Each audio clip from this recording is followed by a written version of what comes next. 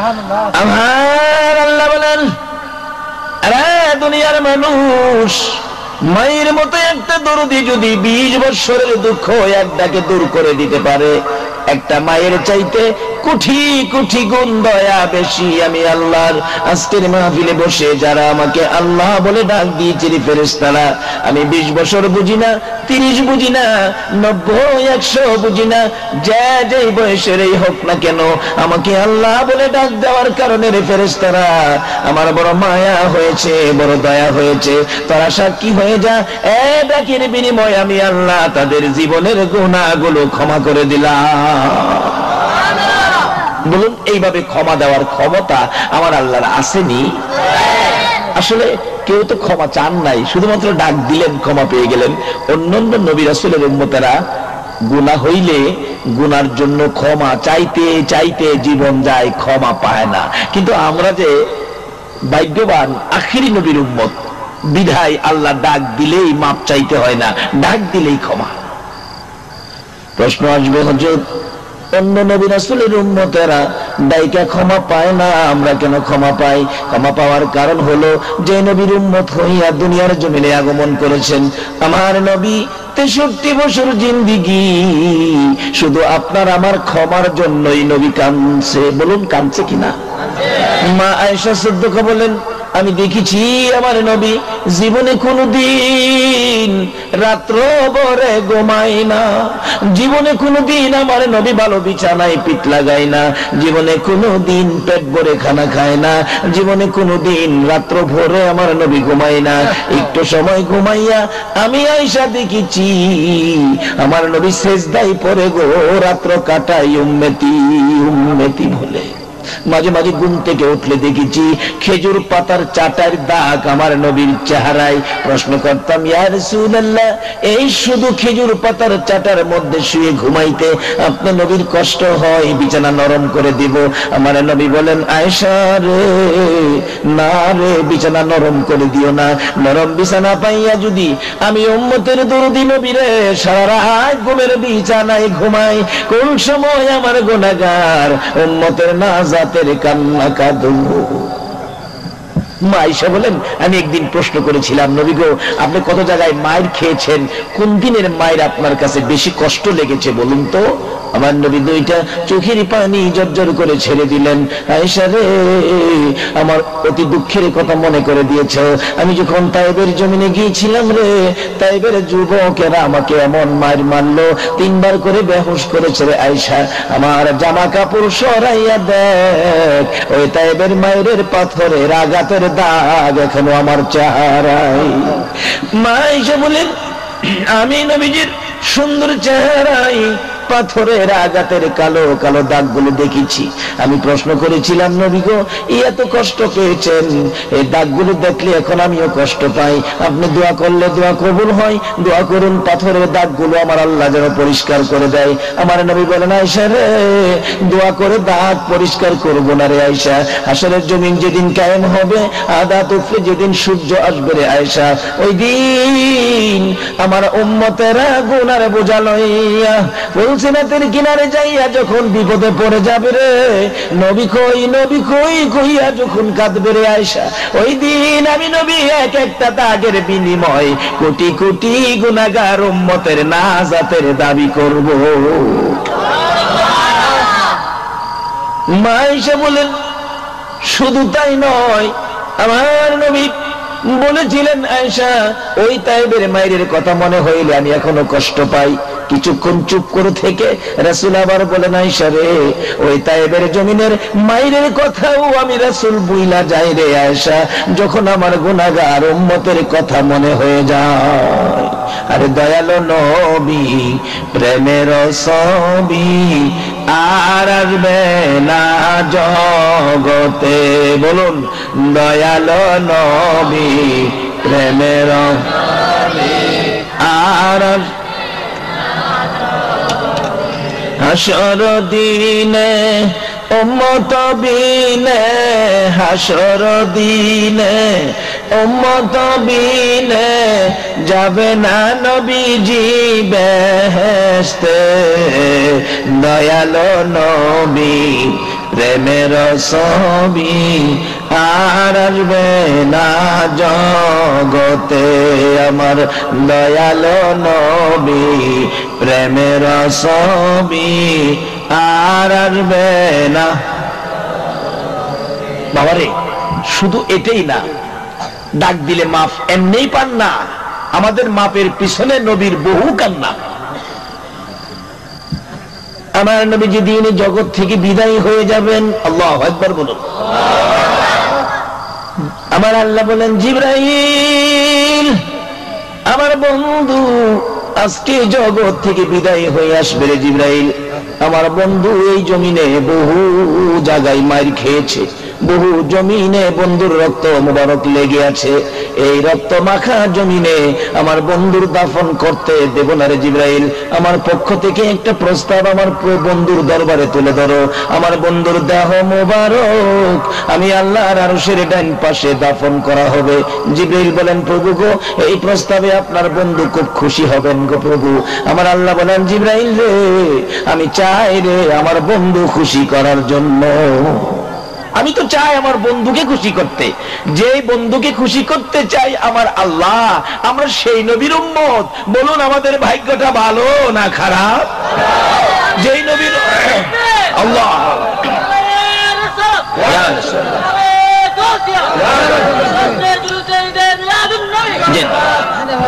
যেই নবীর উম্মত হওয়ার জন্য নবী রাসূলগণ পর্যন্ত পাগল ছিলেন। কোন দিন থেকে পাগল হয় নবী রাসূল? এই নবীর উম্মত হইতো। প্রথম নবী আদি পিতা আদম নবী 120 জোড়া সন্তানের বাবা। বলুন কত সন্তানের বাবা? অহন যদি 120 জোড়া সন্তানের বাবা চট্টগ্রাম হয়, সরকার শুনলে কেউ তারে তালফুট্টি পাঠাও। কারণ অহন তো আইন এলো ছেলে হোক মেয়ে হোক 12টাই যথেষ্ট। কি কন? কয়টা? 2টা?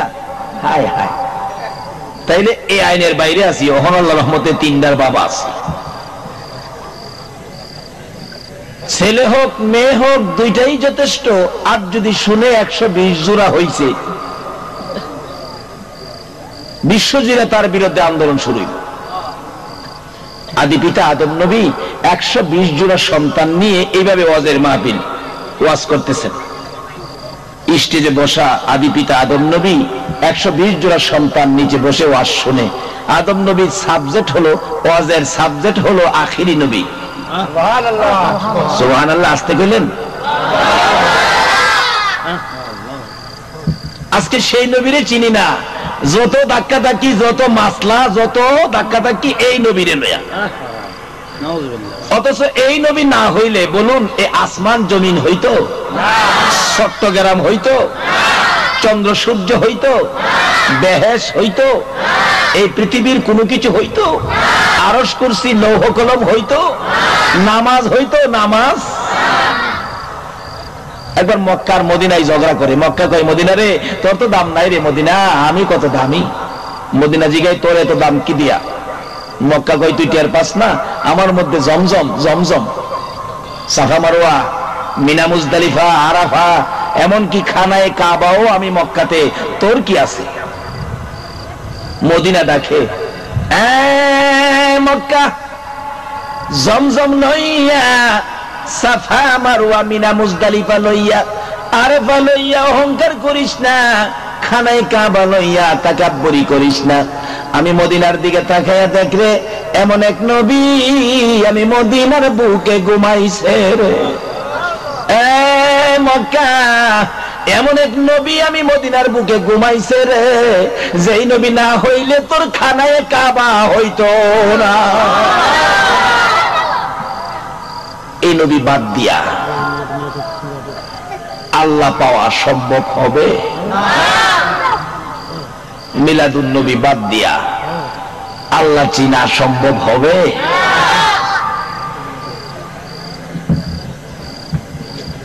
বাবারা ভাইরা, সাবজেক্ট হলো আখিরি নবী, বক্তা হলো আদম নবী, শ্রোতা হলো 120 জোড়া সন্তান। তার মধ্যে আদম আলাইহিস সালামের পরের নবী হযরত শীশ আলাইহিস সালামও ছিলেন উপস্থিত। 3.5 ঘন্টা ওয়াজ করলো প্রশংসা শুধুমাত্র আমাদের নবী। মাঝখানে শীষ নবী দাঁড়ায় গেছে। আব্বা আদম 3.5 ঘন্টা ওয়াজ করলেন, সাবজেক্ট আখিরি নবী, কবে নবী আসবে সে নবীর প্রশংসা এত করলেন। আপনার কথা তো, আপনি তো একজন নবী, আপনার কথা তো একবারও বললেন না, তাহলে কি সেই নবীর সাথে আপনার কোনো তুলনা নাই? আদম আলাইহিস সালাম কয়, এই বাবা শীষ, শোনো, নাম রাখছে তোমার শীষ, জানো না কিছু খামাখা করো ফিস ফিস। ওই নবীর সাথে আমি আদমের তো কোনো তুলনাই নাই। বাবার ফ্যানের বাতাসটা আমার কম দিও, আমার দিওই না। ওই নবীর সাথে আমার তো তুলনা হয়ই না। এমন কি ওই আখেরি নবীর উম্মত যারা হবে, আপনাদের কথা কইতেছে, আপনাদের ওয়াজটা আদম নবী করতেছে, ওই নবীর উম্মত যারা হবে তাদের মধ্যে এমন 5টা গুণ থাকবে, 5টা গুণ, যেই 5টা গুণ নবীর উম্মতের থাকবে, কিন্তু আমি আদমের মধ্যে নাই। শীষ আলাইহিস সালাম মাঝখানে খাড়ায় কয়, আব্বা কোন কি এত গুণে গুণান্বিত হবে সেই নবীর উম্মত, এত পাওয়ার? আদম বলেন, হ আব্বা, এই গুণগুলি কি একটু বলুন তো। আদম নবী ওয়াজ করে, আপনাদের কথা। 1 নাম্বার গুণ, ওই নবীর উম্মত এত গুনাহ করেছে, আকাশের নিচে জমিনের উপরে জায়গা হবে না। এত গুনাহ লইয়া যদি শীষ করিস না রে বাবা ফিস ফিস। শোনো, এই নবীর উম্মত যদি এত গুনাহ লইয়া 2টা হাত বাড়াইয়া ডাকে, মাবুদ গো, গুনাহ করেছি, ভুল করেছি, আমাকে মাফ করে দাও, এ ডাক্তার দিতে দেরি হবে রে শীষ, আমার আল্লাহ মাফ দিতে দেরি করবে না। আর আমি আদম 350 বছর লাগছে, আমার লাগে 350 বছর, এই নবীর উম্মতের 3.5 সেকেন্ড তো লাগবে না, মাপ পায়ে যাবে। শীষ নবী কয়, বাহ, তাহলে তো ঠিকই কইছে। একটা কইলেন, বাবা আর কি? শুন আরেকটা, 2 নাম্বার গুণ, এই নবীর উম্মত যেখানে গুনাহ করে, দোকানে হোক, ব্যবসার প্রতিষ্ঠানে হোক, জমিনে হোক, অফিসে হোক, গুনাহ করবে যেখানে, এখানে থেকে যদি কয় আল্লাহ ভুল করেছি মাফ করে দাও, কোথাও যাইতে হবে না, মসজিদেও যাওয়া লাগবে না, হ্যাঁ নি মাফ করে দিব। আর আমি আদম রে সমস্ত পৃথিবী ঘুরাইছে, আপনাদের চট্টগ্রামও আদমের কদম লাগছে। 3 নাম্বার গুণ, বাবা শোন, ওই নবীর উম্মত যত গুনাহই করুক না কেন, তারে বাড়ির থেকে বাইর করে দেওয়া হবে না। আচ্ছা, আপনারা যে নামাজ পড়েন না চট্টগ্রামতে বাইর কইরা, মহেশখালী বাড়াইছে, ওই কইতাছে ওয়াজ করে আদম নবী, হে নবীর উম্মত যত গুনাহই করুক, তারে ঘর থেকে বাড়ির থেকে বাহির করে দিবে না। এই শীষ, আমারে তোর মা হাওয়ারে বেহেশতের থেকে বাইর করে দিছে। কথাটা কি বুঝাইতে পারতেছি?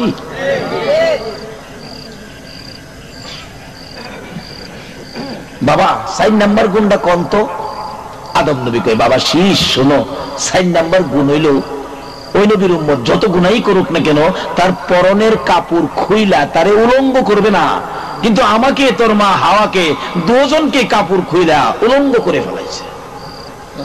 বাবা 5 নাম্বার গুণ কোন তো? বাবারে শোন, 5 নাম্বার গুণ, ওই নবীর উম্মত যত গুনাহই করুক না কেন, তার কাছ থেকে তার বিবিকে দূরে সরাবে না, কিন্তু আমার কাছ থেকে তোর মা হাওয়ারে কই নিয়ে ফেলাইছে, কই যাও ভাই না। বাবা আদম, তাহলে তো কথা বাড়াইস না, আমি তো পাইতাম না, তুই যদি হেই নবী পাস, নবতী ছাইরা উম্মতি হয়ে যাইস গা। কোন নবীর উম্মত? এক ডাকে মাপ পাইয়া যান, আসুন সামনে বাড়ি। কষ্ট হবে আপনাদের? এই নবীর জন্য কষ্ট করতে রাজি আছেন না? কেন কষ্ট করবেন না? নবী যেদিন উহুদের জমিনে 2টা দান মোবারক শহীদ, নবী কাঁদতেছিলেন, ও সাহাবীরা কে কোথায় আছো? আমার 2টা দান মোবারক ভেঙে গেছে, রক্ত মোবারক, নবীজির দাড়ি মোবারক বেশে গেছে, জামা লাল হয়ে গেছে, তারপরও নবীকে ঘেরাও করে ফেলেছে শত্রুরা, মাথার উপর আঘাত শুরু করে দিলে, একের পর এক আঘাত, মাথার লোহার টুপি ভেঙে টুকরা টুকরা হয়ে জমিনে পড়ে গেলেন, তারপরও মারতেছেন, 2টা লম্বা টুকরা অংশ দুই পাশে দিয়ে মস্তকের ভিতরে ঢুকে গেলেন। এত গভীরে ঢুকলো, আমার নবী বলেন তাই নাও খুলতে পারি না। ব্যথায় ব্যতীত অস্থির হইয়া মাথা চক্কর খাইয়া জমিনে পড়ে গেলেন আমার নবী। তারপরও মারতেছে শত্রুরা নবীজিকে দুনিয়ার থেকে বিদায় করে দেওয়ার জন্য। এমনি সময় হযরত জিবরাইল দুই হাত বাড়াইয়া আমার নবীরে কুলে উঠাইয়া শিশু বাচ্চার মতো নবীকে টান দিয়া সরাইয়া নিয়ে আসছে। উহুদ পাহাড়ের মাঝামাঝি, নিচ থেকে দেখা যায় না এমন একটা জায়গায় নবীকে নিয়ে জিবরাইল ডাকতেছেন, উহুদের পাথর রে, ও উহুদের পাহাড় দেখ, যে নবী না হইলে তোরা হইতি না, আরশ কুরসি লৌহ কলম হতো না, আমি জিবরাইল হতাম না। এই নবীকে মারতে মারতে বেহুশ করে ফেলেছে, একটু বিছানার ব্যবস্থা করে দে, আমি আল্লাহর বন্ধুকে শোয়াইয়া রাখি। জিবরাইল বলেন, এই বলে পরিচয় দেওয়ার সঙ্গে সঙ্গে দেখি গো লম্বা একটা পাথর ফাইটা তুলার মতো নরম বিছানা হয়ে যায়। জিবরাইল এই বিছানার মধ্যে আমার আপনার নবীকে শোয়াইয়া মাথার পাশে বসে আছে। নবীজির জ্ঞান ফিরতেছে না। অনেকক্ষণ পর নবীজি দুইটা চক্ষু খুলে চোখের পানি ছেড়ে দিলেন। জিবরাইল বলেন, ইয়া রাসূলুল্লাহ, আল্লাহর বন্ধু গো, জ্ঞান ফিরে আসছে গো আল্লাহর বন্ধু, বলুন। আমি জিবরাইল মাথার পাশে বসে আছি, আমি আল্লাহর কাছে পৌঁছে দিব, বলুন আপনার দাঁত ভাঙ্গা ব্যথা কেমন লাগে? নবী গো বলুন মাথা ভাঙ্গা ব্যথা কেমন লাগে? আমার নবী কান্দে, জিবরাইল রে, দাঁত ভাঙ্গা ব্যথা কেমন লাগে জিগাইলি রে, মাথা ভাঙ্গা ব্যথা কেমন লাগে জিগাইলি, আমার উম্মতের ব্যথা কেমন লাগে জিগাইলি না। ইয়া রাসূলুল্লাহ, ইয়া রাসূলুল্লাহ,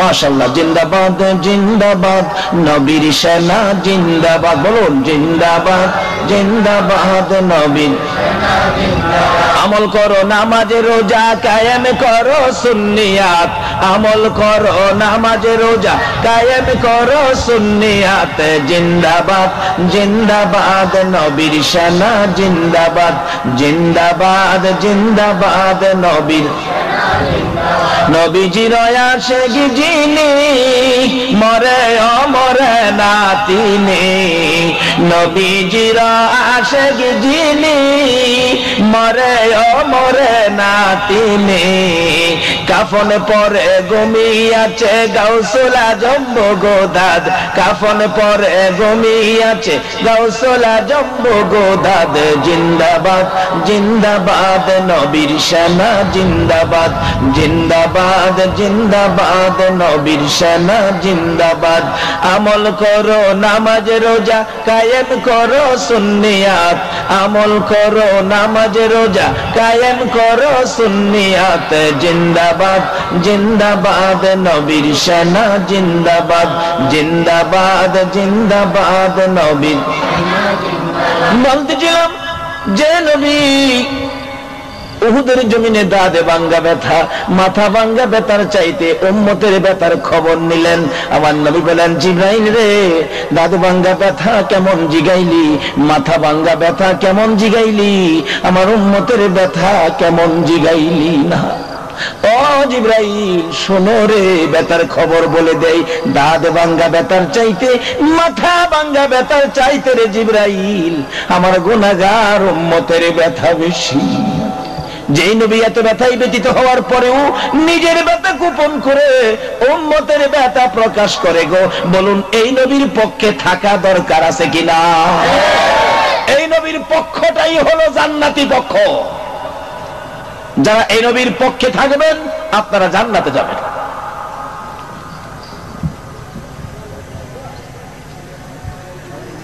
তাই বলতেছিলাম এই নবীর উম্মতের মর্যাদা কত। আদম নবী ওয়াজ করেন, বাবা শীষ ফিস ফিস করিস না, যদি সুযোগ পাস, আমি তো পাইতাম না, হে নবীর উম্মত হয়ে যাইস গা। মাঝখানে আবার খার হইছে, আব্বা আদম এই হেই নবীরে ফেরেশতারা সেজদা করবনি, আপনারে দি ফেরেশতারা সেজদা করছে, তো দাম দিয়ে আপনারই বেশি, আদম নবী কইছিস সেজদা ফেরেশতারা আমারে করে নাই রে, দেখাইছে আমারে, হাকিকতে আমারে না। আমারে যেদিন ফেরেশতারা সেজদা করে এদিন ওই নবীর নূরে মুহাম্মাদি আমার কপালে ঝুলাইতে ছিল। আসলে সেজদা ওই নবীর নূরে মুহাম্মাদি সাল্লাল্লাহু আলাইহি সাল্লামকে করেছেন, আমারে নয়। কাজী কথা বাড়াইস না, এই নবীর উম্মত হয়ে যাইস গা। এই দরখাস্ত আস্তে আস্তে একজনের পর একজন হযরত ঈসা আলাইহিস সালামের কানে পৌঁছলে ঈসা নবী কয়, নবীর উম্মত না বানাইলে দুনিয়া ছাড়তাছি না। কান্নাকাটি করে দরখাস্ত মঞ্জুর করাইলেন। আল্লাহ প্রমাণ রাখলেন ঈসা আলাইহিস সালামকে দিয়ে যে এই নবীর উম্মত হওয়ার জন্য নবী রাসূলগণ দরখাস্ত করেছেন। আর বিনা দরখাস্তে যে আল্লাহ আমাদেরকে সেই নবীর উম্মত করে এই যে মিলাদুন নবী, নবীর আগমনের চাঁদে এই মাহফিলে এত রাত্রে ধৈর্যের সহিত বসে থাকার তৌফিক দিলেন। বললেন সে আল্লাহকে ডাক দিলে আল্লাহ কি এই নবীর উম্মতের সহজে মাপ দিবেন না? আরে মুসা নবীর উম্মতের ঘটনা দেখেন। মুসা আলাইহিস সালামের যুগে একটা যুবক ছিল মুসা নবীর উম্মতের মধ্যে, সে 200 বছর পর্যন্ত কোনো ভালো কাজ করে নাই, খারাপ পাইলে ছাড়ে নাই। এইভাবে অন্যায় অপরাধ জুলুম অত্যাচার করতে করতে লোকজন তাকে লকব দিলেন জালিম।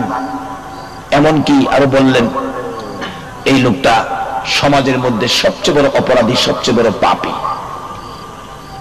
নাফরমান বলে মানুষ চিনে ডাকে। মৃত্যুবরণ করলে 200 বছর নাফরমানি করে মৃত্যুবরণ করলে এলাকার লোকজন তাকে কাফন দাফনে যায় না, গলায় রশি লাগাইয়া তার মরদেহ লাশটাকে সামাজিকভাবে শেষরাইয়া অপমান করে শহরের ময়লা যেখানে রাখে ময়লার উপর নিয়ে ফেলে দিলেন, পচে গলে শেষ হয়ে যাক। 2 দিন 3 দিন পার হইয়া 3 রাত যেদিন পার হবে আমার আল্লাহ ডাকে, মুসারে আমার একটা বন্ধু ময়লার মধ্যে পড়ে আছে, আমার বন্ধুটাকে তোমার দায়িত্বে কাফন দাফন করো। মুসা আলাইহিস সালাম বলেন কি কোথায়? ময়লার উপরে। ময়লার উপরে তো আপনার বন্ধু না, সে তো নাফরমান। এলাকার মানুষ সবাই যাকে নাফরমান কয়, সামাজিক ভাবে যাকে বয়কট করেছে, আপনি তাকে বন্ধু বলেন, কারণ কি? ও মুসা, তোমরা দেখেছো নাফরমানি করেছে, অন্যায় অপরাধ জুলুম অত্যাচার করেছে, তাই তোমরা নাফরমান ডাকো। আমিও জানি সে নাফরমানি করেছে, কিন্তু দিনের বেলা এগুলি করতো। ও মুসা, রাত্রে যে কি করছে তোমরা জানো? তাই না তো, রাত্রের বেলা আমার এই বন্ধুটা কি করছে জানো? তোমাকে যে তাওরাত কিতাব দিলাম, তাওরাত কিতাবের মধ্যে আমাদের নবীর নাম বহু জায়গায় দেওয়া আছে। যত জায়গায় মুসা নবীর নাম, যার উপরে কিতাব, তার চেয়ে বেশি আমাদের নবীর নাম।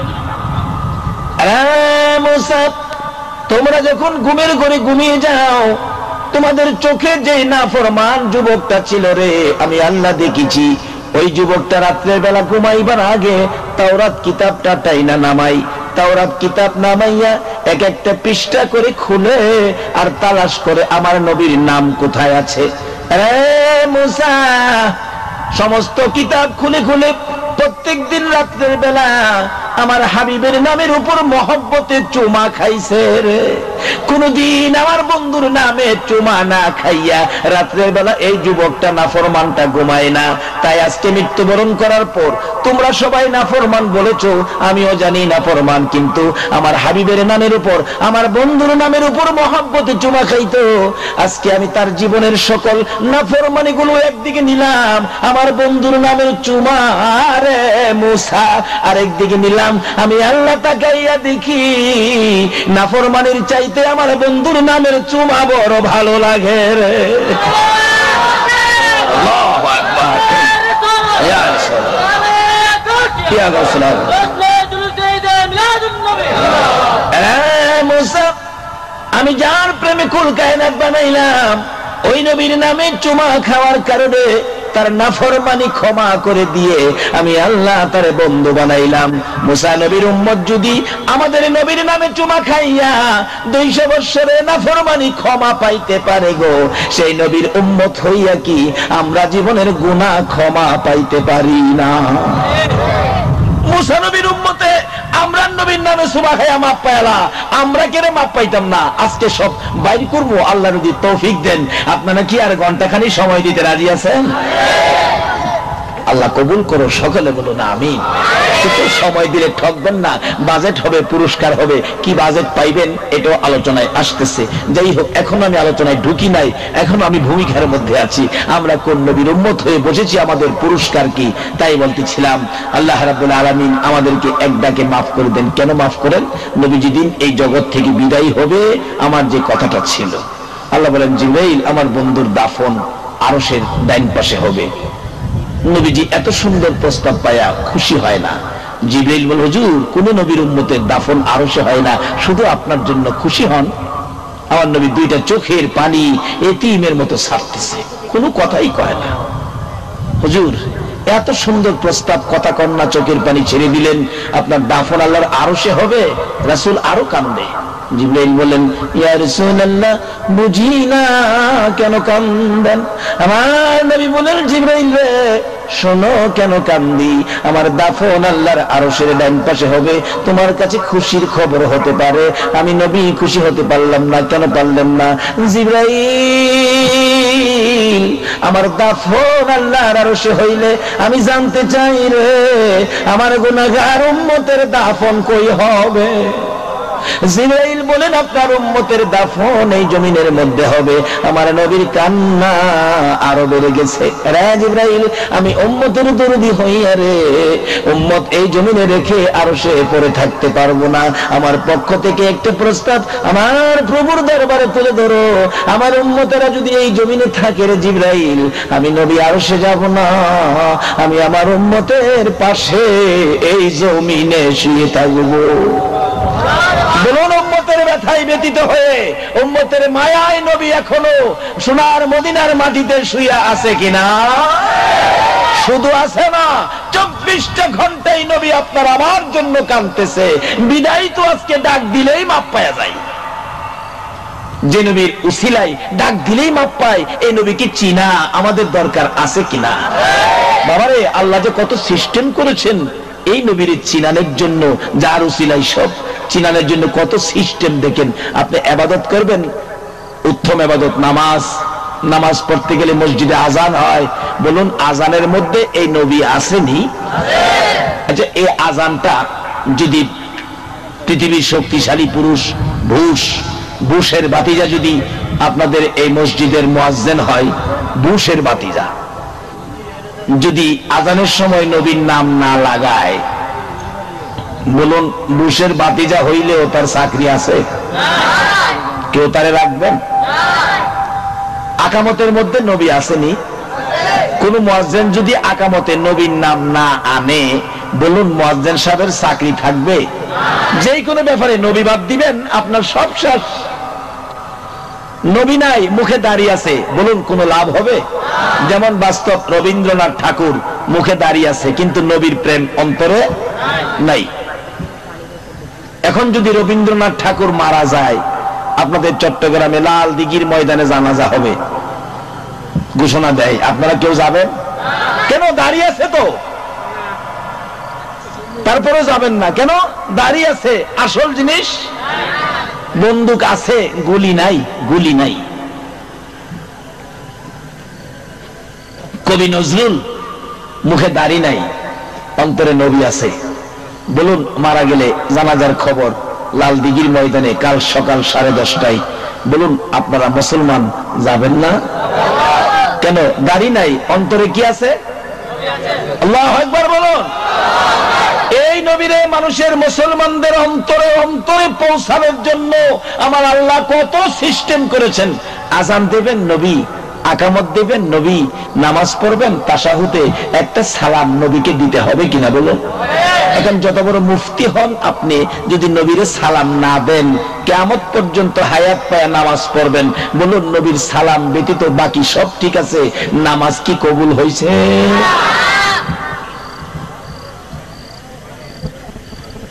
উত্তম ইবাদত নামাজ। 5 ওয়াক্ত নামাজ মসজিদে জামাত হয়। বলুন, দিনের প্রথম নামাজটা কোনটা? ফজরের নামাজ কয় রাকাত? 4 রাকাত পড়লে কিভাবে পড়বেন? 2 রাকাত 2 রাকাত 2 রাকাত সুন্নত, 2 রাকাত ফরজ। আচ্ছা, সুন্নত আগে পড়বেন না ফরজ আগে পড়বেন?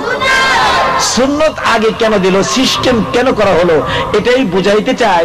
এই সুন্নত যার স্মরণে তোমরা পড়বা, এই নবী যদি সৃষ্টি না হইতো তাহলে ফরজের সৃষ্টি। সকল ইবাদতের দরজা হলো নবী মুহাম্মদুর রাসূল। আল্লাহ ইয়া রাসূল ইয়া রাসূল জিন্দাবাদ।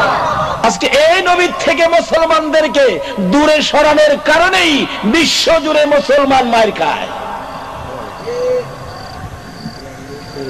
বাবারা কষ্ট হইতেছে আপনাদের?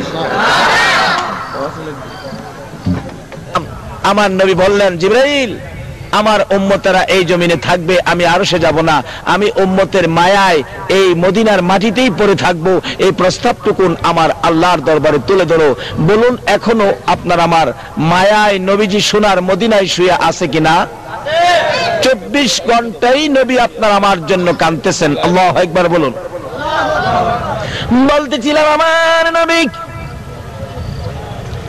ডাকতেছেন, আরে জিবরাইল জিবরাইল, আমার উম্মতেরা এই জমিনে থাকলে আমি নবী আরশে যাব না, আমি উম্মতের পাশে এই জমিনে শুয়ে থাকবো। জিবরাইল বলেন, ইয়া রাসূলুল্লাহ, আমি আশ্চর্য হলাম, এত আরামের বিছানা, এত সুন্দর ব্যবস্থাপনা, আল্লাহর আরশের মধ্যে থাকবেন না, উম্মতের মায়ায় এই জমিনের মধ্যে শুয়ে থাকবেন, উম্মত ছেড়ে আরশে যাবেন না, জমিনে শুয়ে থাকলে আপনার কি লাভ হবে, আপনার কি উপকার হবে, আপনি কেমন শান্তি পাবেন? আল্লাহু আকবার বলুন। আমার নবী বুঝাইতে চাই, এরা জিবরাইল শোনো, আমার কি শান্তি, কি লাভ হবে।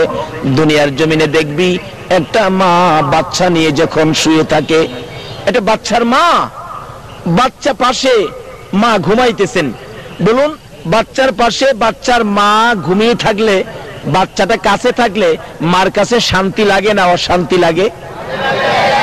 দেখবেন বাচ্চা প্রস্রাব করে একেবারে বিছানা ভিজায় ফেলছে, শুকনা বলতেই নাই, মা প্রস্রাবের ভিজা জায়গায় শুইয়া বাচ্চাটাকে শুকনা জায়গায় রাখলেন। প্রস্রাবের ভিজা জায়গায় শুয়ার পরেও বাচ্চা যদি মায়ের কাছে থাকে, বলুন তারপরে মায়ের শান্তি না অশান্তি? আর যদি মাকে চট্টগ্রামের সবচেয়ে দামি বিল্ডিং, চট্টগ্রামে সবচেয়ে আরামের বিছানা, পৃথিবী বিখ্যাত বিছানা, দামি বিল্ডিং এর মধ্যে করে ওই বাচ্চার মাকে বিল্ডিং এর মধ্যে রেখে দুইজন বান্দি দিলেন তার খেদমতের জন্য, তার 6 মাসের বাচ্চা ছেলেটাকে ঢাকা হসপিটালে ভর্তি করা হয়েছে। বলুন বাচ্চা যদি হসপিটালে থাকে, ঢাকা চট্টগ্রামের সবচেয়ে দামি বিল্ডিং, পৃথিবী বিখ্যাত বিছানা, বাচ্চাটা শুধু ঢাকা, এই দামি বিছানায় দামি বিল্ডিং এ মার কি সারা রাত ঘুম হইছে? কথাটা কি বুঝাইতে পারলাম না? এত দামি বিল্ডিং, এত আরামের বিছানা, বাচ্চাটা অসুস্থ, হসপিটালে ঢাকা, চট্টগ্রামে কি মা এই বড় বিছানায় ঘুম কি হইছে? একটু পরে পরে দেখবেন মা জানালা খুলে, বাবা বাবা তুমি কোথায় আছো, কি জানি করতেছো। যেই বান্দিরা পাশে ছিল খেদমতের জন্য, তারা বলতেছেন, আপা কি খালি বাচ্চা বাচ্চা করেন, এত দামি বিছানা পৃথিবীতে নাই, আপনি ঘুমান, আরামে ঘুমান। মা দেখবেন বলবেন, তোমরা আছো তোমাদের আরামের বিছানা লইয়া, আমার যে বাবা নাই কাছে, আমি যে সন্তানের জন্য কত ব্যথা পাইতেছি, এই বিছানাই তো আমার শান্তি হবে না। বলুন একটা মায়া মা বাচ্চার জন্য যত দরদ, আমার নবী উম্মতের জন্য দরদ বেশি হবে না কম হবে? আমার নবী বলেন, জিবরাইল একটা মা যেমন বাচ্চা হসপিটালে থাকলে আরামের বিছানায় পিঠ লাগায় না, ঘুম হয় না, আমি নবী উম্মতের এই জমিনে ফালাইয়া আল্লাহর আরশে আমি নবী শান্তি পাবো না। জিবরাইল রে, দুনিয়ায় দেখেছি মুরগি যখন বাচ্চা ফোটায় রে জিবরাইল, আল্লাহু আকবার বলুন। নবী উম্মতের দরদ কত বুঝাইতেছেন। জিবরাইল মুরগি যখন বাচ্চা ফুটাই রে, বাচ্চা লইয়া মা মুরগিটা সমাজের মধ্যে ঘোরাঘুরি করতে থাকে। বাচ্চার উপর যদি কোনো বিপদ দেখা দেয় রে জিব্রাইল, দেখবি মা মুরগিটা আকাশে চিলকাক উড়াল দেয় বাচ্চা নেওয়ার জন্য। মা মুরগিটা দেখবি বাচ্চাদেরকে বিপদ থেকে বাঁচানোর জন্য মা মুরগিটা এইভাবে দুইটা পাখা বাড়াইয়া ডাকতে থাকে, ও সন্তানেরা আয়, আমি মায়ের পাখার নিচে আয়, বিপদ দেখা দেয় রে জিব্রাইল। ওই মা দেখবি দুইটা পাখা বাড়াইয়া বাচ্চাদেরকে ডাকে, আয় আমি মায়ের পাখার নিচে আয় রে, আমি মা বেঁচে থাকতে একটা সন্তানও সিলকাকে নিতে দিব না। জিব্রাইল ওই বাচ্চাগুলো মায়ের ডাকে দৌড়াইয়া মায়ের পাখার নিচে ঢুকে রে, মা মুরগিটা বাচ্চাগুলো পাখার মধ্যে লইয়া বুকে লইয়া বড় শান্তিতে বসে থাকে রে জিব্রাইল। এমনি সময় আমারও মন চাই রে, আমি আর সে যাব না, সোনার মদিনার মাটিতে থাকবো। আমার তামাম পৃথিবীর উম্মতের যদি কোনো বিপদ দেখা দেয় রে জিব্রাইল, আমি নবীর মন চাই আমিও সোনার মদিনার থেকে তামাম পৃথিবীর উম্মতের জন্য বাচ্চাওয়ালা মুরগির মতো দুইটা পাখা দুইটা হাত আমিও বাড়াইয়া দিব। আমি আমার তামাম পৃথিবীর উম্মত গুলো হাতের মধ্যে লইয়া আমার মন চাই সোনার মদিনার মাটিতে সুখে শান্তিতে পড়ে থাকবো। আমার আল্লাহ বলেন, বন্ধু গো, উম্মতের জন্য যখন এত মায়া এত দয়া, যাও আমি আল্লাহ কথা দিলাম তোমার উম্মতের মাপ চাইতে হবে না। আমাকে একবার যদি খালি আল্লাহ বলে ডাক দেয়, আমি আল্লাহ তোমার উম্মতের জীবনের গুনাহগুলো ক্ষমা করে দিব। যে নবীর উসিলায় এত সহজ এত সুযোগ পাইলাম, এই নবীর উম্মত কিভাবে হওয়া যায় এটা বোঝার জন্য একটু আলোচনা করব। এই নবীর আলোচনা, এই নবীর উম্মত হওয়ার আলোচনা শোনা, কিছুক্ষণ শোনা আমাদের দরকার আছে নেই? তাই আসুন আমি অল্প সময়ের মধ্যে মাইক ছেড়ে দিব, আলোচনা যাচ্ছি কিভাবে আমরা সে নবীর উম্মত হতে পারি। মহব্বতে দুরূদ শরীফ পড়ুন। আল্লাহুম্মা সাল্লি মাওলানা মুহাম্মদ ওয়া আলা আলি সাইয়্যিদিনা মাওলানা মুহাম্মদ। আল্লাহুম্মা সাল্লি আলা সাইয়্যিদিনা মাওলানা মুহাম্মদ ওয়া আলা আলি সাইয়্যিদিনা নবীর মায়া ছেড়ে মানুষ কোথায় আছো বুঝি না, তোমার মায়ায় কান্দে নবী, তোমার মায়ায় কান্দে নবী, শুয়ে সোনার মদিনা। আল্লাহুম্মা সাল্লি সাইয়্যিদিনা মাওলানা মুহাম্মদ ওয়া আলা আলি সাইয়্যিদিনা بلغ العلا بكماله كشف الدجى بجماله حسنت جميع خصاله صلوا عليه। আসুন আলোচনায় যাচ্ছি। আমি পবিত্র কোরআন শরীফ থেকে সর্বপ্রথম তেলাওয়াত করেছি কুল্লু নাফসিন যায়িকাতুল মাউত। আল্লাহ আমাদের উদ্দেশ্যে ওয়াজ করেছেন সকল প্রাণী একদিন মৃত্যুর কোলে ঢলে পড়তে হবে। বলুন, আল্লাহ যে ওয়াজ করলেন সকল প্রাণী মৃত্যুর কোলে ঢলে পড়তে হবে, এই কথাটা কি সত্য? সবাই যেন বললেন না, আমাদের সকলকে যে মরতে হবে এই কথাটা কি সত্য?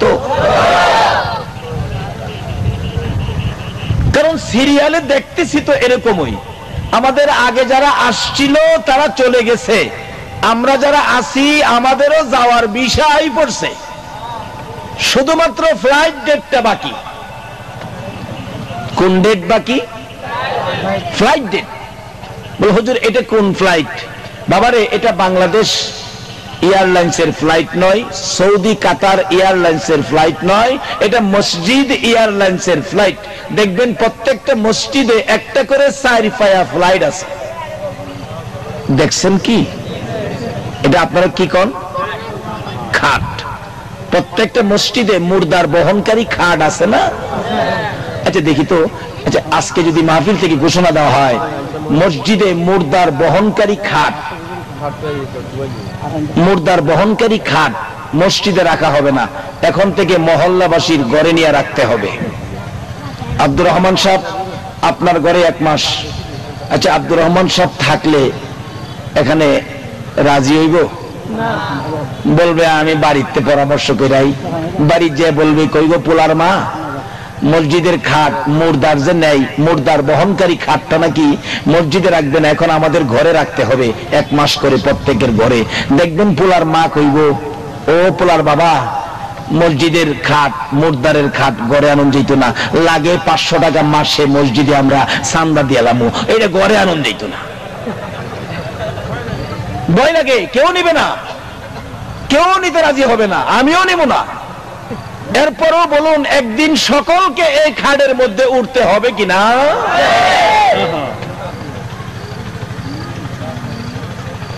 যে খাটটাকে এত ভয় পান আপনাকে এই বিমানে করে বিদায় দিবে।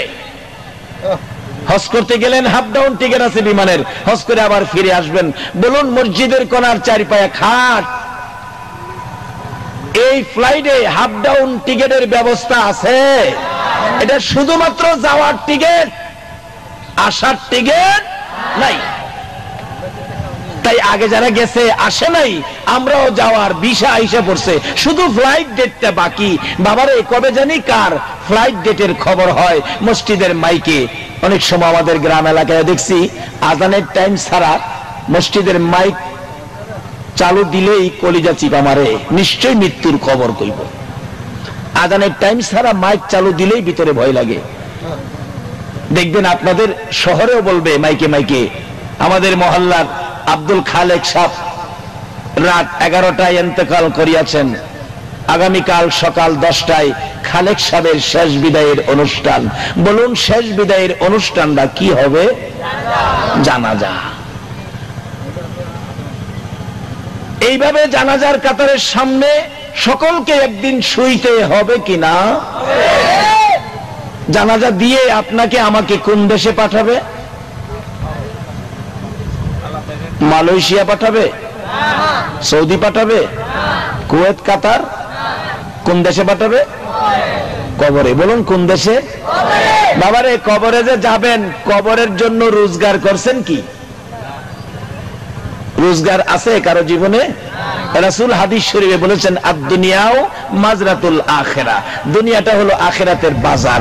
আমি জানতে চাই এখান থেকে আখিরাতে সুখে শান্তিতে থাকার জন্য বলুন কে কি রোজগার করেছেন? একজনে দাঁড়ায় হিসাব দেন তো। পারবেন না, এই জগতের হিসাব দিবেন। হুজুর আমার 5টা দোকান আছে, একটা নূপুর মার্কেটে, একটা নিউ মার্কেটে, আর একটা আন্দর কিল্লায়। হিসাব দিবেন ছেলে কয়জন? হুজুর 5 জন, 3 জন থাকে বিদেশ, 2 জন থাকে দেশে, ব্যাংক ব্যালেন্স বহুত, বাড়ি করছি 5টা। হিসাব দিবেন। আমি জানতে চাই সাদা কাফন পরে যেদিন মসজিদ এয়ারলাইন্সের বিমানে কবরে যাবেন, এই কবরের জন্য কে কি রোজগার করেছেন একটু হিসাব দেন। পারবেন না, আমিও পারবো না। আমার এক ভদ্রলোক বেচারা তবলিগ করে, তবলিগের আমির, এক বাজারে দোকানদারি করে। আবার আমি যাওয়ার পরে আমার কয় হুজুর কেমন আছেন? আমি বললাম যে আছি, আল্লাহ রাখছে, গরিবানা শুরুতে আল্লাহ কোন রকম রাখছে। বেচারা দোকান থেকে বসার থেকে রাগে উইটা দাঁড়ায় গেছে। তবলিগের আমির তবলিগ করে বেচারা। হ্যাঁ আপনি গরিব কি বললেন? আপনার ঈমান নষ্ট হয়ে গেছে, তওবা পড়েন, কালিমা পড়েন, এই করেন সেই করেন। বাজারের মধ্যে তো বুঝে নেই, অন্তত সব 2-1 মানুষ জমা হয়ে গেছে। আমি কোনো কথা কই না, একেবারে রাখি। বাবারে বাবা। অবশেষে বললাম বসেন, গরিব বলতে কি বুঝেন? তবলিগের আমির বেটা জিজ্ঞাসলাম গরিব বলতে কি বুঝেন? গরিব বলতে বুঝি যার হাত পাও নাই, রুজি রোজগার করতে পারে না, সে তো গরিব। আপনার তো সব আছে, আপনার অনেক রকম সুবিধা ভোগ করতেছেন, আপনি কেন বললেন গরিব? আমি ও আপনি এটুকুন বুঝছেন এই পর্যন্ত।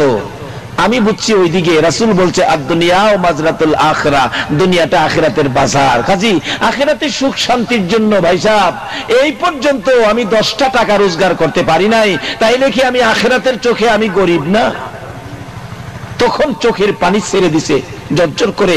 200 লোক বলতেছেন, হুজুর আপনি তো ঠিক আছেন, সেই তো বেজাল।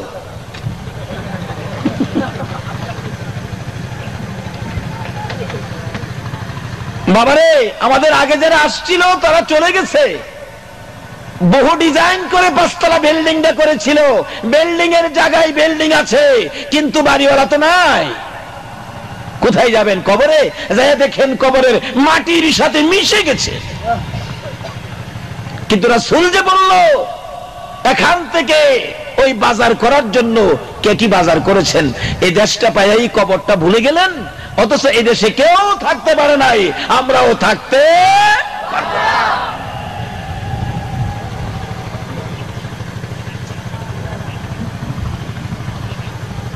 কোন কবরে যাবেন? 91 সনের বাস্তব ঘটনা। পাকিস্তানের পীরদুহা কবরস্থান। একটা যুবক ছেলে মারা গেলে 91 সনে মাসিক পত্রিকা পেয়েছি খবরটা, লাশটাকে নিয়ে গেছে কবর করে কবরে দাফন করবে। যায়া দেখে পীরদুহা কবরস্থানের কবরের মাটি, কবরটা বন্ধ হয়ে গেছে। অর্থাৎ কবরে বুঝাইতেছে তোর মতো পাপীকে রাখবো না।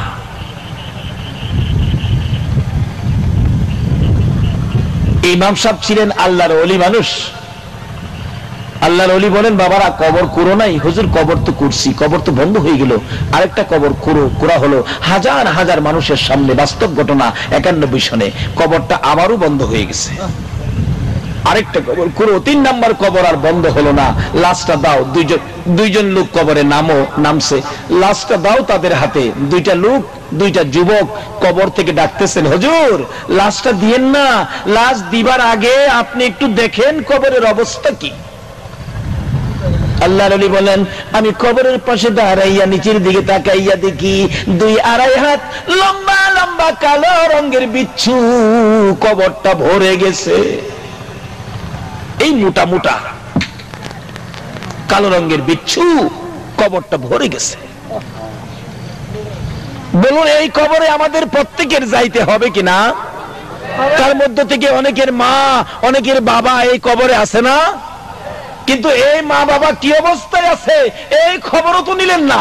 অথচ মা বাবা কবরে বিপদ থেকে বিপদে পড়ে কাঁদতেছে আর ডাকতেছে, তো তাওয়াঙ্গার গার সুদি আজ মালে মা, তো তাওয়াঙ্গার গার সুদি আজ মালে মা, তো চারাগা ফেল সুদি আজ হালে মা। বাবারে, আমার সেই সম্পত্তি বাড়িঘর পায়া তুই আজকে বাড়িওয়ালা, দোকানওয়ালা, বিজনেসওয়ালা মালিক হয়ে গেছস, কিন্তু আমি মা, আমি বাবা যে কবরে পড়ে রইলাম, আমাদের ব্যাপারে তো একটু খবর নিলি না। তুই কেমন সন্তান হইলি রে?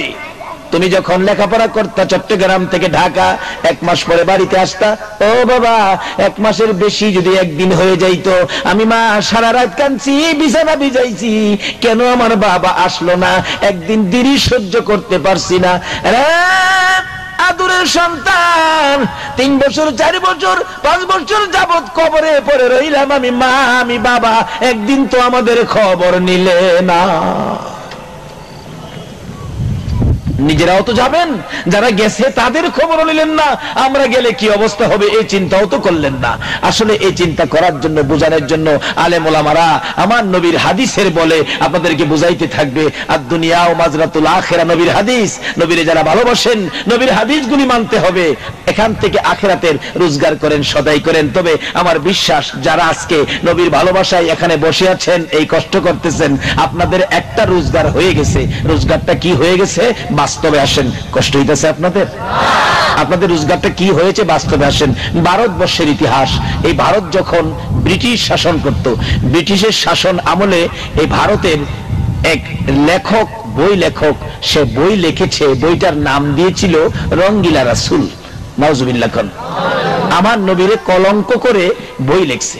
এই বইটা যখন প্রকাশ হলো, আপনাদের মতো নবীর আশেক পাকিস্তানের জমিনে, আজকে যেই পাকিস্তান থেকে তাহের শাহ হুজুর এই জমিনে এসে আল্লাহর ওলি তাহের শাহ হুজুর মাদ্দাজিল্লাহুল আলী এই জমিনে এসে জশ্নে জলসে যখন চট্টগ্রামে পাও বাড়ায়, বলুন চট্টগ্রামের মাটি থরথর করে কাঁপে কিনা?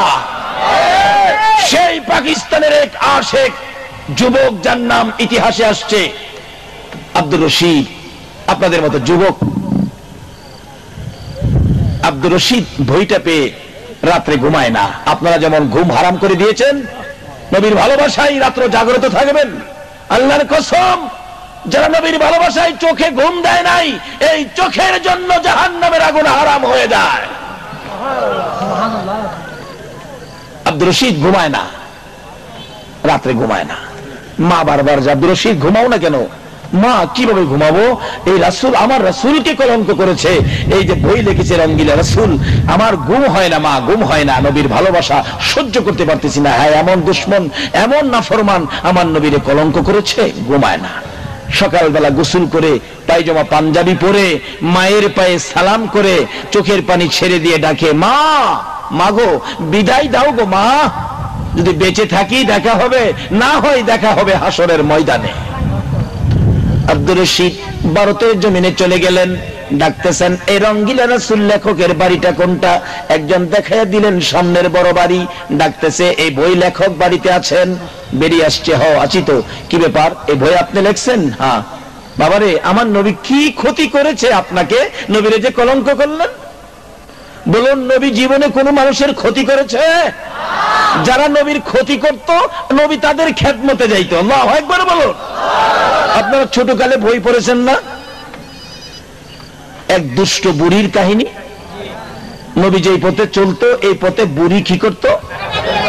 এই তো মাশাআল্লাহ, দেখছেন সুন্দর লাগে। যেই পথে নবী হাঁটতো, এই পথে বুড়ি কি করতো? কাঁটা দিয়ে রাখতো। আর এই কাঁটা নবীজির পায়ে ফুটলে বুড়ি কি করতো?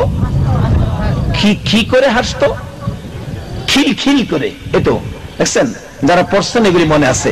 খিল খিল করে হাসতো। আমার নবী কষ্ট পাইতো, বুড়ি হাসতো। নবী দেখে একদিন রাস্তায় কাঁটা নাই, নবী ভাবলেন কি ব্যাপার, রাস্তায় কাঁটা নাই, বুড়ি কি তাহলে কোনো বিপদে আছে, অসুস্থ হয়ে গেল? নবীজি বুড়ির বাড়িতে গেলেন। কি আদর্শ, কি চরিত্র, কি আখলাক, কি গুণ, কি অবস্থা আমার নবীর! এই নবীরে কলঙ্ক করলে এটা মুসলমান সহ্য করতে পারে না।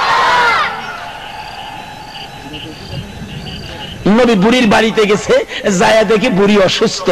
নবীজি বুড়ির খেদমত করতে শুরু করে দিলেন। এটা হলো নবীর আদর্শ। তাই কোন কবি বলেন, অস্ত্র সারা যুদ্ধ করে দুনিয়া করলো জয়, তাই তো আজি মানবে দানবে মোহাম্মদ নাম লয়। অস্ত্র সারা যুদ্ধ করে, না বোমা মাইরা, না মেশিন গান লয়া, অস্ত্র সারা যুদ্ধ করে দুনিয়া করলো জয়, তাই তো আজি মানবে দানবে মোহাম্মদ নাম লয়। আমার নবীর যুদ্ধ ছিল আদর্শের যুদ্ধ, ভালোবাসার যুদ্ধ, চরিত্রের যুদ্ধ, মহব্বতের যুদ্ধ। তাই আজকে সবাই আমার নবীকে মানতে হয়। আল্লাহু আকবার বলুন। আব্দুর রশিদ জিজ্ঞেস করেন, কি অপরাধ করেছিল? অপরাধ বুঝি না, আমি লেখক, কত কিসিমের বই লিখবো, এটা কি তোমার কাছে জবাব দিতে হবে নাকি? কথা বলতে দিলি আব্দুর রশিদ পাঞ্জাবির নিচ থেকে ছুরিটা বাহির করে তার কলিজাটার মধ্যে মারছে, জমিনে পড়ে গেছে, রক্তে লাল, জিহ্বাটা বাহির করে দুনিয়া থেকে বিদায়। লোকজন বলেন, তোমার বাড়ি কোথায়? পাকিস্তান। নাম কি? আব্দুর রশিদ। এ কি করেছো? ব্রিটিশের আইন বড় কড়া, ব্রিটিশের পুলিশ তোমাকে ধরে নিয়ে যাবে, তুমি তাড়াতাড়ি সরে যাও। আব্দুর রশিদ বলেন, না, আমি বিশ্ববাজারে প্রমাণ করে দিব নবীর দুশমন বিদায় করে দিয়েছি। পুলিশ এসে গেলেন, ব্রিটিশের আইন, পুলিশ ধরে নিয়ে গেলেন, কোর্টে উঠাইলেন। বিচারপতি জিজ্ঞেস করে, আব্দুর রশিদ তুমি কি এই কাজ করেছো? জি স্যার। সাক্ষী? সাক্ষী লাগে না তো, মুসলমান কোনদিন মিথ্যা কথা কয় না। আজকে এই মুসলমানদের ধ্বংস আসার কারণ কি? মুসলমান নবীর আদর্শে আদর্শিত হতে পারল না, মুসলমান মিথ্যার প্যাকেটের ভিতরে ঢুকে গেছে। আসুন নবীর আদর্শকে আবার বাস্তবায়িত করি, এই দেশে রহমত আসবে, বরকত আসবে। আমার আল্লাহ প্যাকেট করে নবীর উম্মতকে বাঁচাবে। কেন বাঁচাবে না? নূহ আলাইহিস সালামের যুগে আল্লাহ বলছে, নূহ তুফান দিয়ে পানি দিয়ে সব শেষ করে দিব, তুমি তোমার উম্মত যারা আছে, যারা কালিমা পড়েছে, তাদেরকে নৌকায় উঠাইও, আর পশু পাখিদেরকে জোড়া জোড়া করে নৌকায় উঠাইও। এক বুড়ি ছিল কালিমা পড়নেওয়ালা, বুড়ি কয়, নূহ নবী আমি তো ছেলে মেয়ে নাই, আমি বুড়া মানুষ, কোন সময় বিপদ আসে, ঝড় তুফান আসে, আমি তো খেয়াল থাকে না। বাবারে, তুফান আসলে, বিপদ আসলে আমারে কিন্তু মনে করে নৌকার মধ্যে উঠাইয়েন, নাইলে কিন্তু আমি মরে যাব। কিন্তু ঝড় তুফান, বৃষ্টি শুরু হলো, পানি আসতেছে, বিপদ হয়ে গেল, কিন্তু নূহ নবী বুড়িকে নৌকায় উঠাইতে মনে নাই। যখন পানি শুকায় থামলো, নবীর মনে হয়েছে হাই হাই বুড়ি কোথায়, বুড়িকে তো আনি না, আল্লাহ গো সর্বনাশ করেছি, আমি ভুল করেছি। আল্লাহ কই ভুল করছস, একটু দেখাস না বুড়ির খবরটা কি। তার বাড়ির দিকে যায়, নবী নৌকাতে নেমে দৌড় দিছে বুড়ির বাড়ি লক্ষ্য করে। দৌড় দেখে ওই বুড়ি ছোট্ট কুড়ে ঘরের মধ্যে থাকতো, কুড়ে ঘর থেকে বেরিয়ে ডাকতেছে, ও নবী বিপদ কি আইসা পড়তেছে। আল্লাহু আকবার বলুন।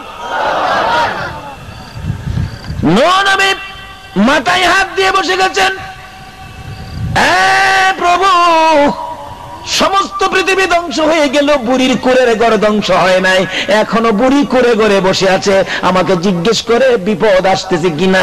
আমার আল্লাহ কয় নূরে আমি বানাইছি রে, আমার বড় মায়া লাগে রে নূ, তুই তো ভুলে গেলে বুড়িকে আনলি না, কিন্তু আমি আল্লাহ ভুলি নাই। বুড়ি দৌড়ায় গেছে, নবী গো খবর কি পানি আসছে কিনা। নবী বলেন ও বুড়ি সমস্ত পৃথিবী ধ্বংস হয়ে গেছে, তুমি কি পানির খবর পাও নাই। বুড়ি বলেন নবী গো, ও আল্লাহর নবী নো, আল্লাহর কসম করে বলি এ কুড়ের ঘরের মধ্যে আমি ঘুমিয়ে আছি, এক ফোঁটা পানির খবর আমি পাই নাই। নবীর উম্মতের যদি এইভাবে আমার আল্লাহ পানির নিচে বাঁচাইয়া রাখতে পারে, বলুন আখিরি নবীর উম্মতের আরো সুখে শান্তিতে বাঁচাইয়া রাখার ক্ষমতা আমার আল্লাহর আছে কিনা। কিন্তু উম্মত হইয়ালাম না, কিভাবে হইবেন আসুন এই সিস্টেমে যাই। কষ্ট হইতেছে আপনাদের, তবে আজকে আমার একটু কষ্ট, কারণ গলাটা বৈশা গেছে, আর কত খাড়া থাকবো এটার উপর। এই যে 6 মাস যাবত চলছে তুফান, কোনো দিন বাদ নাই, কত চলবো। যাক আল্লাহর মেহেরবানি আছে বিদায় এইভাবে একটা মানুষ প্রত্যেক রাত্রে অগমা, দিনে জার্নি করে খাড়া থাকতে পারে। আপনি আজকে তো অগমা থাকতেছেন, তো কালকা দেখবেন এই হিসাব করবেন, অফিসে লিখবেন 2 2 12, লেখা থাকবেন 2 2 17। পিয়নকে স্যার কি লিখছেন, আরে কালকে ওয়াজ শুনছিলাম তো। কিন্তু বক্তাদের প্রতি আল্লাহর একটা মেহেরবানি, মদিনার কামলেওয়ালা নবীর একটা দয়া। আল্লাহু আকবার বলো। তার সাথে সাথে আপনাদের দোয়াও আছে, আপনাদের দোয়াও কি আছে। আব্দুর রশিদ বলেন না, মুসলমান মিথ্যা কথা বলে না। শেরে বাংলাকে ফজলুল হক এই কোর্টের অ্যাডভোকেট, মাননীয় বিচারপতি, ছেলেটা ব্রেন ডিফেক্ট, তাকে জিজ্ঞাসাবাদের সময় দেওয়া হোক, ঠিক আছে। পিছিয়ে নিয়ে ডাকে, আব্দুর রশিদ তুমি খালি বলবে এই কাজ কে করছে আমি জানি না, তাইলে আমরা আইনের ফাঁকে তোমাকে বাঁচাই দিব, এ কথা বলো না। আব্দুর রশিদ কয় স্যার মুসলমান তো মিথ্যা কথা বলে না, কাজে আমি মিথ্যা কথা বলতে পারবো না। এভাবে 3 দিন বুঝাইলেন, হ্যাঁ একটাই কয় মুসলমান মিথ্যা বলতে। মিথ্যা যদি আপনি না বলেন, বলুন নবীকে পাইবেন কিনা বিপদে। বাস্তব কিভাবে আইছে দেখেন। আব্দুর রশিদ 3 দিন পরে কোর্টে উঠলে বিচারপতি বলেন কি খবর। জি স্যার আমি সেই অপরাধী, তোমাকে ফাঁসি দেওয়া হবে, দেন আগামীকাল সকাল 10:30টায় তোমার ফাঁসি, ঠিক আছে। এখন তো তোমার একদিনের হায়াত আছে, তুমি কিছু বলবে। আব্দুর রশিদ বললেন বিচারপতি কোনো আপত্তি নাই, তবে একটা দাবি করি, যে মা আমার মতো একটা নবীর আশেক আব্দুর রশিদ পেটে রাখছে, এ মায়ের পাশে একটা রাত্র আমি থাকতে চাই। যাও বিদায় দিলাম। আব্দুর রশিদ বলেন আমি বাড়ির কাছে যাইয়া শুনি আমার মা কান্দে। কি ব্যাপার, মা কান্দে কেন? বাড়ির ভিতরে ঢুকলাম, মা কান্দে। মা গো কেন কান্দো গো মা? মা বলেন আব্দুর রশিদ রে, কেন জানি আমি মায়ের কলিজায় আগুন জ্বলে। বলুন সন্তানের উপর যদি কোনো বিপদ আসে গো, আগে জানে কে? মা বলেন রে আব্দুর রশিদ, কেন জানি আমার কলিজায় দাউ ধাউ করে আগুন জ্বলছে, ব্যাপার তো বুঝতে পারলাম না। এবার আব্দুর রশিদ 2টা চোখের পানি ছেড়ে দিলেন। মা গো, ও মা ব্যাপার শুনে নাও, কেন তোমার কলিজায় আগুন জ্বলেছে? মা আগামীকাল সকাল 10:30টায় তোমার আব্দুর রশিদের ফাঁসি হয়ে যাবে। মা বলেন সেজন্যই তো আমার কলিজায় আগুন জ্বলছে। মা কাইন্দো না, তোমার ভাগ্য ভালো গো, এমন সন্তান পেটে নিছো যে সন্তান নবীর ভালোবাসায় জীবন দিতে যাচ্ছে। মা তুমি কাইন্দো না। এবার বলতেছেন মা কি করবে তুমি এখন? মা একটা রাত্র সময় নিয়ে আসছি, এই রাত্রটা তোমার পাশে ঘুমাবো। মা বিছানা করতেছে, চোখের পানি দিয়ে বিছানা সাজাইতেছে। রাত্র গভীর হয়ে গেলে আব্দুর রশিদকে লক্ষ্য করে মা ডাকতেছে, আব্দুর রশিদ রে, আয় রে বাবা, বিছানায় শুয়ে যাও, তুমি সারা রাত ঘুমাবি, আমি মা ঘুমাবো না, মাতার পাশে বসে বসে তোমাকে দেখবো, মন ভরে তোমাকে দেখবো, জীবনের শেষ দেখা দেখবো। আব্দুর রশিদ, কালকে এমন সময় তো বিছানা খালি থাকবে রে, ঘুমা রে বাবা ঘুমাও। আব্দুর রশিদ বিছানায় শুয়ে গেলেন। কিছুক্ষণ পরে বিছানার থেকে চট করে উঠে দৌড়াইয়া দরজার কিনারে চলে গেলেন। মা ডাকে, আব্দুর রশিদ, কালকে তুমি বিদায় হয়ে যাবে, বিদায়, তোমার বুঝি ঘুম হয় না, কষ্ট হয়, মনে অশান্তি ছটফট করে? আয় রে বাবা, ছোটকালে যেন সময় আমি মা পিঠে থাপড়াইয়া তোমারে ঘুম পাড়াইতাম, আয় রে বাবা, আজকে তোমার মাথায় হাত বুলাইয়া আমি মা তোরে ঘুম পাড়াবো, আয় বাবা বিছানায় শুয়ে যা।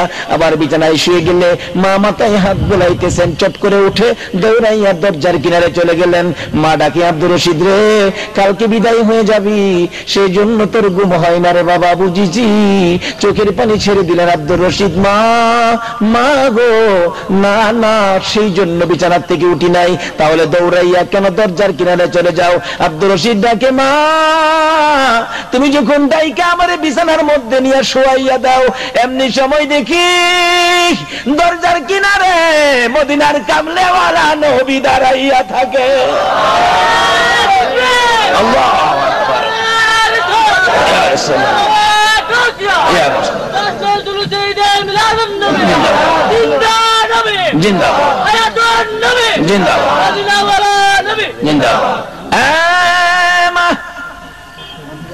আমার দরজার কিনারে দাঁড়াইয়া গো মদিনার কামলেওয়ালা নবী কান্দে আর ডাকে, আব্দুর রশিদ রে, এই বিছানায় ঘুমাইস না রে আব্দুর রশিদ, আমি নবীর ভালোবাসায় জীবন দিতে যাচ্ছ, আমি মদিনার কামলেওয়ালা নবী ভারতের জমিনে এসে গেলাম, জ্বলাইব আগুন। যাই হোক, আমার পরে আমার বড় ভাই আলহাজ হযরত মাওলানা আন্তর্জাতিক বক্তা আবু সুফিয়ান আল কাদেরী আল আবিদি সাহেব আসতেছেন, তাই না? আসছে না? উনি আসবেন। কাজী আমি ভাবছি উনি এখনো আসে নাই, তাই সময় বেশি করে ফেলাইছি, নাইলে এত সময় যাইতেন না। আপনাদের কষ্ট হয় নাই তো? যাই হোক, বলাও যখন আর মানে না, উনি আসতেছেন, আমি আলোচনা সংক্ষেপ করে দিলাম। এটাই বুঝাতে চাইলাম, আব্দুর রশিদের মতো ব্যক্তি, এটা কোন দলের আলেম অস্বীকার করার কোনো ক্ষমতা নাই। এই ঘটনা ইতিহাস। আব্দুর রশিদের মতো ব্যক্তি যদি এটুকুন ভালোবাসা দিয়ে নবীর পাশের বিছানায় শোয়ার যোগ্যতা অর্জন হয়ে যায়, তাইলে আমরা এই রবিউল আউয়ালে ঈদ মিলাদুন নবীর পক্ষে নবীর ভালোবাসায় সময় দিয়ে আমরা কি অন্তত পক্ষে নবীজির একদিন স্বপ্নের দিদার পাইতে পারি না? হাসরের দিন নবীর গুদারায় উঠে নবী যেন আমাদেরকে ফুলসিরাতের ফুল পার করে দেন, সেই দরখাস্ত আল্লাহর দরবারে রেখে, সেই দরখাস্ত নবীর দরবারে রেখে আমি আমার আলোচনা এখানেই সংক্ষেপ করে দিলাম, এখানেই শেষ করে দিলাম।